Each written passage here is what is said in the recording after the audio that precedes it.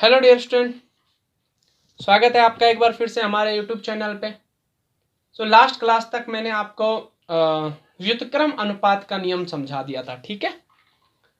आज मैं बात करने वाला हूँ एक और नेक्स्ट टॉपिक की। उससे पहले मैं आपको भी बता देता हूँ एक बात कि थोड़ा सा मौसम ख़राब है, उसकी वजह से ना जो वीडियो है उसकी क्लियरिटी थोड़ा कम हो सकती है, क्योंकि देखो धूप नहीं है, बहुत ख़राब मौसम है, बरसात मान लो आप लोग, और लाइट की भी ज़्यादा प्रॉब्लम है, तो इसीलिए थोड़ा सा क्लियरिटी कम आएगी। तो आप लोग थोड़ा सा क्या कर लेना, अपना जो पिक्सल है वो बढ़ा करके देख लेना, ठीक है।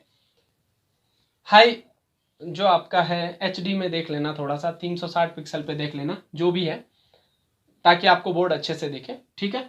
टॉपिक की बात करते हैं। आज का टॉपिक है आपका गैलुशेक का नियम।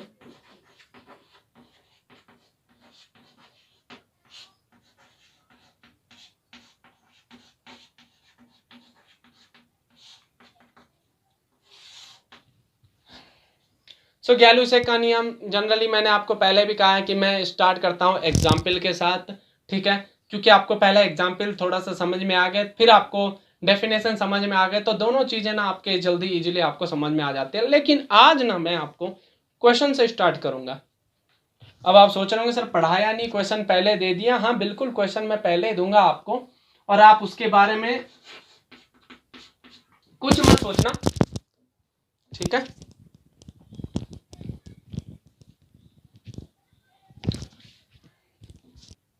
क्वेश्चन मैं आपको दूंगा, क्वेश्चन के बारे में आपको सोचना नहीं है। क्वेश्चन कुछ इस प्रकार है, सपोज करो ना आपसे कोई बोल दे कि ये हाइड्रोजन लिख दे, आपसे कोई ऐसे करके हाइड्रोजन प्लस एक लिख दे ऑक्सीजन, और ये लिखने के बाद आपको कह दे इन्होंने क्या बनाया, वाटर मॉलिक्यूल बनाया है, ठीक है। ऐसे आपसे रिएक्शन लिख दे कोई, ये लिख दे कि हाइड्रोजन प्लस ऑक्सीजन और इन्होंने वाटर फॉर्म किया है, और आपसे कहे, ये रिएक्शन लिखने के बाद आपसे कहे कि हाइड्रोजन के हमने 100 ml लिया है, 100 ml हाइड्रोजन हमने लिया है, जो पूरी की पूरी ऑक्सीजन से, मतलब 100 ml हमने हाइड्रोजन लिया है, तो जितनी भी आपने ऑक्सीजन ली है ना, ये 100 ml जो आपका हाइड्रोजन है, ये पूरे के पूरे ऑक्सीजन से रिएक्ट करता है, और रिएक्ट करने के बाद जल देता है, ठीक है। क्या कहा मैंने, 100 ml हाइड्रोजन है, ये ऑक्सीजन से रिएक्ट करता है, जितनी ऑक्सीजन है सबसे रिएक्ट करता है, पूरी की पूरी ऑक्सीजन से रिएक्ट करके ये वाटर में कन्वर्ट हो जाता है। यानी कि मैं कहूं complete 100 ml hydrogen complete oxygen जो दी गई है उससे रिएक्ट करके वाटर में कन्वर्ट हो जाता है। तो अब आपसे पूछेगा कि इसका ml में आयतन और इसका ml में आयतन बताइए, यानी कि जो ऑक्सीजन आपने ली है उसका ml में आयतन बताइए, और वाटर जो ली है उसका ml में आयतन बताइए। अब आप लोग सोच रहे होंगे सर ये क्या है, अब हम भगवान थोड़ी ना जो बता देंगे कि ऑक्सीजन का कितना हमने आयतन लिया है और वाटर कितना बना है कि नहीं है। या तो आप सोच रहे होंगे कि सर या तो कम से कम ऑक्सीजन का आयतन बता दो, तो हम वाटर का आयतन बता के देते। तो ऐसा बिल्कुल भी नहीं है, आप बस एक से ही पता कर सकते हो दोनों का। उसी के लिए आपका जो नियम है वो है आपका गैलुशेक नियम, ठीक है। अब गैलुशेक नियम से पहले मैं वही जहां मैं जाता हूं, क्वेश्चन तो मैंने आपको दे दिया, इसका आंसर आप खुद ही निकाल के दे दोगे मुझे जैसे ही लेक्चर खत्म होगा, ठीक है। ये तो आपके लिए ही क्वेश्चन है और ये आपके लिए ही होगा। हालांकि आंसर मैं बता दूंगा, पर मुझे पता है आपके मन में आंसर आ चुका होगा। अगर ये ऑफलाइन क्लास होती तो जैसे मैं टॉपिक खत्म करूंगा वैसे आपको ये आंसर भी आ जाएगा और वो आप बता भी देते। लेकिन क्या है, ऑनलाइन क्लास है तो मुझे सपना तो आएगा नहीं आपको समझ में आएगा नहीं आया, फिर भी मैं आंसर तो बता दूंगा, वैसे आप फील कर लेना आपको समझ में आया कि नहीं आया, ठीक है। गैलुशेक का नियम से पहले गैलुशेक की मैं बात करता हूँ। गैलुशेक ने कुछ एक्सपेरिमेंट किए, गैलुशेक ने क्या किए, कुछ एक्सपेरिमेंट किए गैसों से रिलेटेड, ठीक है।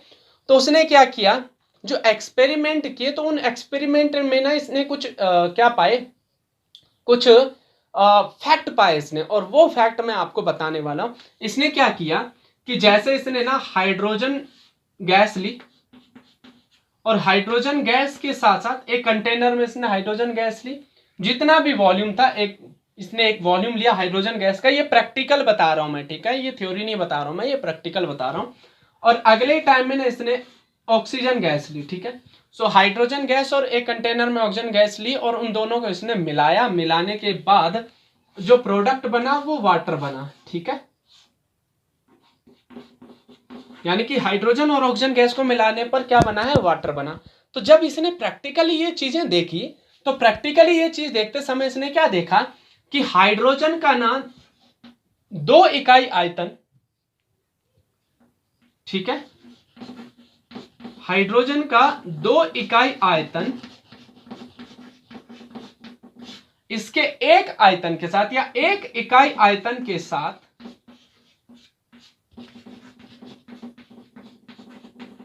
रिएक्ट कर रहा था, और रिएक्ट करने के बाद ना 2 इकाई आयतन क्या दे रहा था,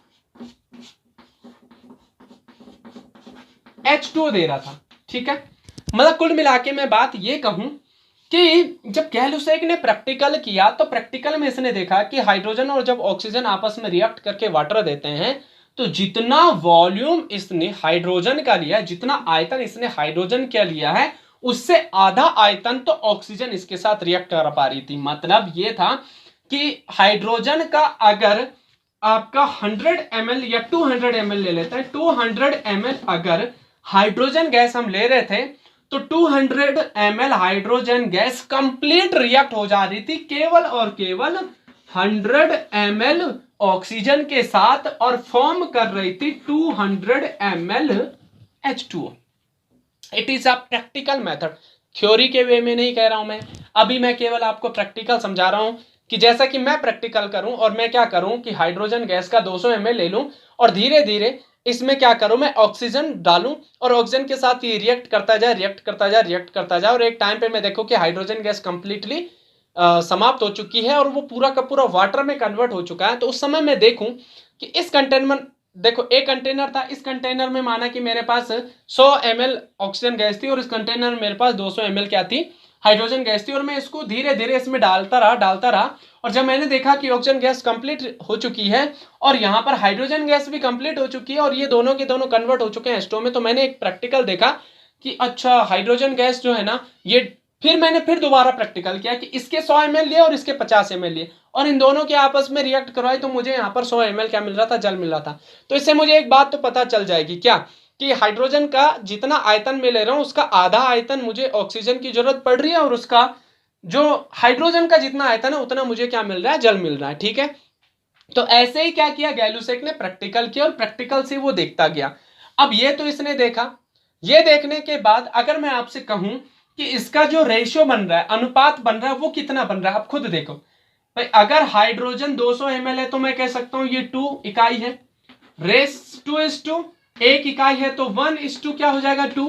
तो ये जो अनुपात आ रहा है 2:1:2, ये शायद सरल अनुपात है, आपने मैथमेटिक्स में पढ़ाई होगा, इसको ही हम सरल अनुपात कहेंगे। यानी कि यहाँ पर जो गैसें हैं ना जो आपस में संयोग कर रही हैं और जो गैस आप बन भी रही है उनमें देख रहे हैं आप लोग, उनमें क्या है, एक सरल अनुपात पाया जा रहा है इस प्रैक्टिकल के दौरान। ठीक है, पहले प्रैक्टिकल में तो इसने देखा कि सरल अनुपात है भाई, जब दो गैसें आपस में संयोग कर रही हैं तो उनमें भी सरल अनुपात है और अगर वो बना रही है तो उसमें भी आपका सरल अनुपात है, जो वाला गैस वो बना रही है। ठीक है, ये वाटर गैस की बात चल रही है। आप लोग ये मत सोचना कि H2O द्रव बन गया, देखो द्रव तो हम इसको बनाएंगे बाद में प्रेशर लगा करके, इसको ठंडा करके। ठीक है, अच्छा एक बात है, ये बात जो कही जा रही थी ना, ये समान ताप और समान दाब पर कही जा रही थी, समान ताप व समान दाब पर यह बात कही जा रही थी। ये बात आपको अच्छे से ध्यान रखनी है क्योंकि टेम्परेचर और प्रेशर क्या था उस समय सेम रखा गया था, मतलब हाइड्रोजन का भी सेम था, ऑक्सीजन का भी सेम था, और इन दोनों के रिएक्शन के बाद जो जल बना उसका भी सेम था। ठीक है, समान ताप और समान दाब पर। पहले वाले प्रैक्टिकल में तो एक चीज देखी इसने कि जो गैस आपस में सहयोग कर रही है या जो गैस बन रही है उनमें ना सरल अनुपात पाया जाता है। ये तो आपका गैलुसेक ने पहले वाले नियम में देखा। ठीक है, इसने आगे देखा कि क्या ये बात हर किसी के लिए सही हो रही है, तो इसने और प्रैक्टिकल किए तो इसने क्या किया कि जैसे कार्बन डाइऑक्साइड बनाने की इसने सोची कि यहां भी मैं देखता हूं, तो इसने क्या किया कि कार्बन मोनोऑक्साइड लिया और ऑक्सीजन लिया और बना दिया कार्बन डाइऑक्साइड। ठीक है, मतलब एक कंटेनर में इसने कार्बन मोनोऑक्साइड लिया, एक कंटेनर में इसने ऑक्सीजन लिया और जो प्रोडक्ट बना वो बना कार्बन डाइऑक्साइड। तो यहां पर इसने एक चीज देखी, क्या, सेम जैसे जल की वाले कंडीशन थी, हाइड्रोजन और ऑक्सीजन गैस जैसे रिएक्ट कर रही थी वैसे की वैसे इसने यहां भी देखी कि जो कार्बन मोनोऑक्साइड है इसका 2 इकाई आयतन हाँ मैं शॉर्टकट में लिख देता हूं, ठीक है। इसके 1 इकाई आयतन के साथ क्या कर रहा है, रिएक्ट कर रहा है, और 2 इकाई आयतन क्या दे रहा है, कार्बन डाइऑक्साइड दे रहा है। ऐसा इसने देखा यहां पर रिएक्शन में, ऐसा इसको मिला, ठीक है।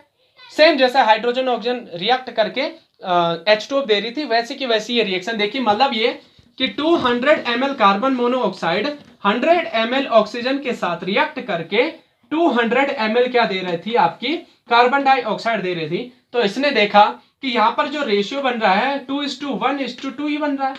ये भी एक सरल अनुपात है, ठीक है। ये भी इसने प्रैक्टिकल चीज देखी, ये भी इसने प्रैक्टिकल देखा। तो मैं ये कह सकता हूं कि यहां पर 2 कार्बन मोनोऑक्साइड 1 ऑक्सीजन के साथ 2 कार्बन डाइऑक्साइड देते हैं, तो आप रिएक्शन बैलेंस कर लो। अच्छा, इससे पहली वाली रिएक्शन में बैलेंस करके दिखा दूं, वो मैं बैलेंस करके यहां दिखा दूंगा आपको, हाइड्रोजन ऑक्सीजन और वाटर की। आपको पता चल गया ना, हाइड्रोजन के 2 इकाई आयतन ऑक्सीजन के 1 इकाई आयतन के साथ 2 इकाई आयतन वाटर देते हैं, ठीक है। इतना तो पता है आपको। तो रिएक्शन लिख दूं यहीं पे, ये हो सकती है ना कि 2H2 भाई हाइड्रोजन के 2 इकाई आयतन ऑक्सीजन के 1 इकाई आयतन के साथ क्या देते हैं, 2 इकाई आयतन वाटर देते हैं। ये रिएक्शन है, ठीक है। अब ये वाली रिएक्शन ऐसे बैलेंस हो गई है, और हम इस नियम से, मतलब इस एग्जाम्पल से भी हम यही देख रहे हैं कि जब गैसें आपस में संयोग कर रही हैं या बन रही हैं, तो उस समय इनमें जो पाया जा रहा है वो एक सरल अनुपात पाया जा रहा है। मतलब इनका जो आयतन है ना, वो सरल अनुपात में पाया जा रहा है, इनका जो आयतन है उसमें क्या पाया जा रहा है, सरल अनुपात पाया जा रहा है। दिख रहा है आपको, 2:1:2 है कि नहीं है। इसने और प्रैक्टिकल किया, प्रैक्टिकल करने के बाद देखो, जैसे मैं बताता हूं, HCl की बात कर लेते हैं। इसने क्या देखा कि H2 गैस Cl2 गैस से रिएक्ट करती है और 2HCl बनाती है। मतलब हाइड्रोजन गैस का इकाई आयतन क्लोरीन गैस के इकाई आयतन से रिएक्ट करके 2 इकाई आयतन क्या बना रहा है, 2 इकाई आयतन क्या बना रहा है, HCl बना रहा है, ठीक है। यही तो होगा H2Cl2, मतलब ये प्रैक्टिकल था ये, ठीक है। अच्छा, अभी प्रैक्टिकल की बात करें तो प्रैक्टिकल ही समझाऊंगा। इसने क्या किया कि जितना हाइड्रोजन लिया उतना ही क्लोरीन हाइड्रोजन के साथ रिएक्ट हो गया था, और रिएक्ट होने के बाद HCl मिला था। यानी कि बात ये थी कि अगर इसने 200 ml हाइड्रोजन लिया, 200 ml Cl लिया, तो 200 ml की जगह यहां पर 400 ml क्या मिल गया, HCl मिल गया। अब मैं इस रिएक्शन को अगर बैलेंस करूं तो आपको खुद पता है कि H2 + Cl2 जो है, क्या ये रिएक्शन बैलेंस हो रही है, नहीं हो रही, क्योंकि यहाँ हाइड्रोजन 2 है, क्लोरीन 2 है, यहाँ पर हाइड्रोजन 1 है और क्लोरीन भी 1 है। तो हमें इसको डबल करने के लिए आगे कितना लेना पड़ेगा, 2 लेना पड़ेगा, ठीक है। जब इसने ये प्रैक्टिकल किए तो इसने इस प्रैक्टिकल से एक बात पता कर ली। कौन सी बात पता की कि जो हाइड्रोजन है या क्लोरीन जो गैस है जो आपस में रिएक्ट कर रही है, जब कोई भी गैस आपस में रिएक्ट करती है और रिएक्ट करने के बाद कोई नई गैस बनाती हैं, तो उस समय जो उनका संतुलित समीकरण होगा ना, उसको आप संतुलित खुद करो, और जो आपको संतुलित समीकरण मिलेगा ना, उनके आयतन में भी ना वही अनुपात पाया जाएगा। समझ में आ रही बात क्या बोल रहा हूं मैं ये कह रहा हूं, इन प्रैक्टिकल से इसने एक बात पता की कि जब हम 2 गैसों को आपस में रिएक्ट करवा रहे हैं और वो कोई तीसरी गैस बना करके दे रही है, तो उस समय जो आप उसका संतुलित समीकरण लिखोगे ना, जो आप उसका संतुलित समीकरण लिखोगे, वही संतुलित समीकरण में उसके आयतन का अनुपात भी आपको मिलेगा। जैसे यहां पर हाइड्रोजन और क्लोरीन को जब हम रिएक्ट करवाएंगे और HCl बनेगा, तो HCl बनने की संतुलित समीकरण यही है, इसके अलावा कोई दूसरी संतुलित समीकरण नहीं है। इसलिए इनका वॉल्यूम भी इसी अनुपात में होगा जिस अनुपात में ये रिएक्ट कर रहे हैं। किस अनुपात में कर रहे हैं, 1:1:2। ये भी एक सरल अनुपात है कि नहीं है। अब देखो, अगर हाइड्रोजन और ऑक्सीजन की मैं रिएक्शन करवा दूं और मैं यहां 2 नहीं लिखता, तो क्या आपको H2 रिएक्शन बैलेंस दिखती, नहीं दिखती, क्योंकि ऑक्सीजन 1 है और यहां ऑक्सीजन 2 है। और आप ऑक्सीजन को ऐसा भी नहीं ले सकते हो क्योंकि ये O2 के रूप में ही रहता है, आपको भी ये अच्छे से पता है, क्योंकि ये मॉलिक्यूलर फॉर्म में रहता है, इसलिए इसको ट्वाइस करना जरूरी हो गया। अच्छा, अगर आप इसको हाफ कर देते, देखो एक ही कंडीशन है, अगर मैं इन दोनों को मिटा दूं, हाइड्रोजन और ऑक्सीजन तो यही है भाई, मॉलिक्यूलर फॉर्म में रहते हैं और इन्होंने जल बनाया, तो इसको संतुलित करने का क्या तरीका है। अब इसको आप या तो H2 रहने दो, तो इसको आप हाफ लिखोगे, तब जाकर के ये बैलेंस होगा। तो बात एक ही है, हाइड्रोजन पूरा है, ऑक्सीजन आधा है, यानी कि इसका आयतन जितना होगा उसके डबल आयतन इसका होगा और उसका डबल आयतन, और इसका डबल आयतन यहां भी मिल जाएगा हमें। समझ में आ रही बात? तो वही तो बात बता रहा हूं मैं, जो इनकी संतुलित समीकरण होगी ना उसी अनुपात में आपका आयतन भी मिलने वाला है इन गैसों का। ये बात यहां से सिद्ध कर दी इस प्रैक्टिकल मेथड से। किसने? गैलुसेक ने। अब मैं आपसे कहूं, सपोज करो N2 और H2 आपस में रिएक्ट करके NH3 बनाते हैं। अब ये चीज आपको खुद बैलेंस करनी है। अब मैं आपसे पूछूं कि इसका कितना आयतन होगा, इसका कितना आयतन होगा और इसका कितना आयतन होगा, मैं आपसे इतना पूछूं तो आपको प्रैक्टिकल करने की जरूरत नहीं है, आप इसको संतुलित कर लो।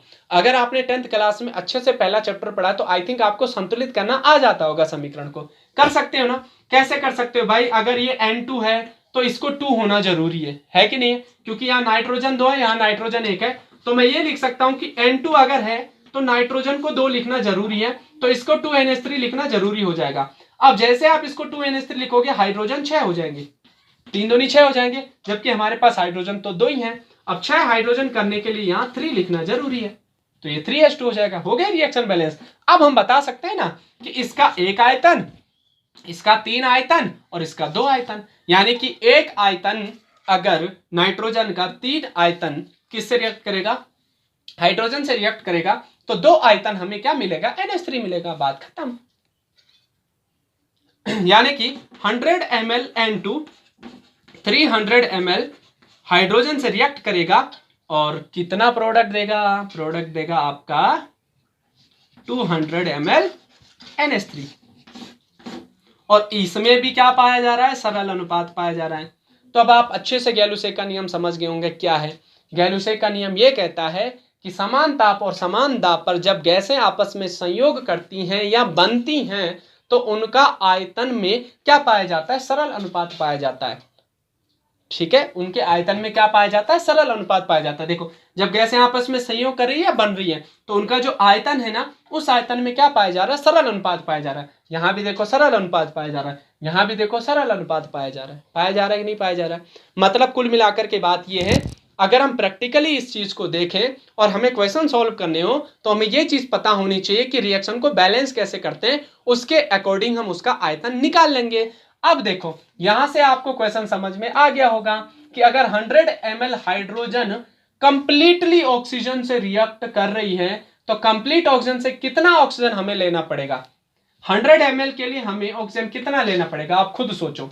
अगर ये इसका देखो, इसका रेशियो देख लो ना, 2:1:2, यानी कि इसका आधा है, तो 100 ml लिया है तो यहां कितना ml रहेगा? 50 ml रहेगा। और 2:1:2 आया है तो इसके अनुपात जितना होगा, इसका जितना आयतन होगा उसके अकॉर्डिंग इसका जो आयतन आएगा वो डबल आ जाएगा, यानी कि यहां भी कितना ml आ जाएगा? आपका 100 ml आ जाएगा। तो अब क्वेश्चन में भले आपको केवल एक ही चीज दे रखी हो कि 3 आपके पास 2 रिएक्टेंट और एक प्रोडक्ट है, आपके पास केवल एक ही रिएक्टेंट का अगर आयतन आपको दिया है तो आप अच्छे से इसको बना सकते हो। अच्छा, आपके पास अगर प्रोडक्ट क्या दे देता कि 200 ml वाटर बनाने के लिए हमें कितना ऑक्सीजन और कितना हाइड्रोजन चाहिए 200 ml वाटर बनाने के लिए, तो आप पहले रिएक्शन को बैलेंस करो 2:1:2, यानी कि अगर 200 ml वाटर है तो हाइड्रोजन और इसका आयतन बराबर है, तो 200 ml हमें हाइड्रोजन लेना पड़ेगा और इसका आधा हमें ऑक्सीजन लेना पड़ेगा, है कि नहीं है?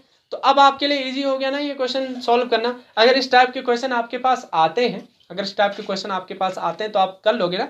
जैसे मैं आपसे कहूं HCl की बात कर लेता हूं मैं आपके लिए, ठीक है?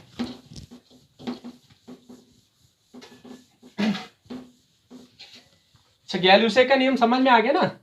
समान ताप और समान दाब पर यदि गैसें आपस में संयोग कर रही हैं, ठीक है, या बन रही हैं, गैसों ने संयोग किया और जो गैस बनी उसकी बात कर रहा हूं, तो उनके आयतन में क्या पाया जाता है? सरल अनुपात पाया जाता है। ये तो आपने देख लिया। अब जैसे आपसे ना ये डायरेक्ट ऐसा लिख दे कि बेटा हाइड्रोजन है, आपसे क्वेश्चन पूछ ले, क्लोरीन है, हाइड्रोजन क्लोरीन रिएक्ट कर रहे हैं और हाइड्रोजन क्लोराइड बना रहे हैं, ठीक है? हाइड्रोजन और क्लोरीन रिएक्ट कर रहे हैं और हाइड्रोजन क्लोराइड बना रहे हैं। हाइड्रोजन क्लोराइड जो बना है यहाँ पर 200 ml बना है, 200 ml हाइड्रोजन क्लोराइड बना है। तो बताया कितना हाइड्रोजन और कितना क्लोरीन लेना पड़ा है इस रिएक्शन को कंप्लीट करने के लिए। तो आप सीधे सीधे रिएक्शन लिखोगे भाई, हाइड्रोजन है मॉलिक्यूलर फॉर्म में पाया जाता है क्लोरीन है मॉलिक्यूलर फॉर्म में पाया जाता है, तो HCl भी जो है वो 2 बनेगा। मतलब इसका आयतन इकाई, इसका आयतन इकाई, इसका आयतन जो होगा वो डबल हो जाएगा। तो अगर ये 200 ml बना है तो इसका मतलब इसका आधा Cl लिया होगा, 100 ml Cl लिया होगा, और इसका आधा हाइड्रोजन लिया होगा, यानी कि 100 ml क्या लिया गया है, हाइड्रोजन लिया गया है कि नहीं इजी है ना इजी। तो आप बता सकते हो ना, आप क्वेश्चन में कुछ भी दे दे आपको, या तो आपसे लिख दें, अच्छा ये ना दिया हो ये ना दिया हो, आपसे दिया हो कि 100 ml क्लोरीन पूरा का पूरा हाइड्रोजन से रिएक्ट होता है, और हाइड्रोजन से रिएक्ट होने के बाद हाइड्रोजन क्लोराइड देता है। 100 ml क्लोरीन कंप्लीट हाइड्रोजन से रिएक्ट होकर के क्या बनाता है, HCl बनाता है। तो बताइए कितना हाइड्रोजन होगा, कितना क्लोरीन होगा, तो बता दोगे ना गैलोसे के नियम के अकॉर्डिंग कितना होगा, है कि नहीं। अच्छा अगर इसी क्वेश्चन में ऐसा लिख देता कि 50 ml, ऊपर लिख दूं 50 ml जो है, 50 ml जो है वो क्लोरीन है, 50 ml हाइड्रोजन है, 60 ml क्लोरीन से रिएक्ट करे, ठीक है। तो कितना हाइड्रोजन क्लोराइड बनेगा और कितना क्लोरीन शेष रह जाएगा। मैंने क्या कहा, 50 ml हाइड्रोजन 60 ml क्लोरीन से रिएक्ट कर रहा है, मतलब इन दोनों को हम सहयोग कर रहे हैं, तो कितना ml आपका हाइड्रोजन क्लोराइड बनेगा और कितना ml क्लोरीन शेष रह जाएगा। तो आपको अच्छे से पता है 1:1, भाई इनका रिएक्शन 1:1 में ही हो सकता है, जितना आयतन इसका उतना ही आयतन इसका रिएक्ट करेगा। तो आप फिक्स हो गया 50 ml के साथ कितना रिएक्ट करेगा, 50 ml ही Cl रिएक्ट करेगा, यानी कि बाकी का 10 ml तो बच गया। तो ये तो बच गया आपका 10 ml क्लोरीन, है कि नहीं, नियम तो समझ में आ रहा ना आपको। अब 10 ml क्लोरीन बच गया तो बाकी बनेगा कितना, 50 ml ये 50 ml ये, तो कितना ml बन जाएगा आपका, 100 ml HCl बन जाएगा। कर लोगे ना, कोई सा भी क्वेश्चन आता है इससे आप लोग आराम से सॉल्व कर लोगे इस क्वेश्चन को, आराम से आपको गैलोसे के नियम की परिभाषा समझ में आ गई होगी, कर लोगे ना, लिख लोगे ना कि समान ताप और समान दाब पर जो गैसें भिन्न भिन्न गैसें जो आपस में रिएक्ट करती हैं, रिएक्ट करने के बाद जो गैस बनती हैं, उन सब में जो आयतन होगा उन सब के आयतन में क्या पाया जाता है, सरल अनुपात पाया जाता है। ठीक है, समझ में आ रही बात। जब गैसें आपस में सहयोग करती हैं या बनती हैं तो उनके आयतन में सरल अनुपात पाया जाता है। ठीक है, यह आपका गैलोसे का नियम है।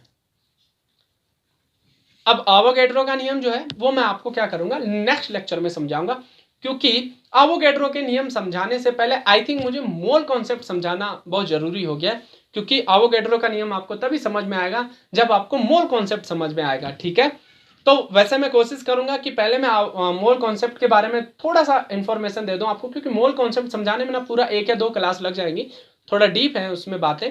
ठीक है, तो कल मैं देखूंगा किस हिसाब से मैं आपको समझाता हूँ एवोगैड्रो नियम। ठीक है, इसकी बात हम कल करेंगे, तब तक के लिए थैंक यू।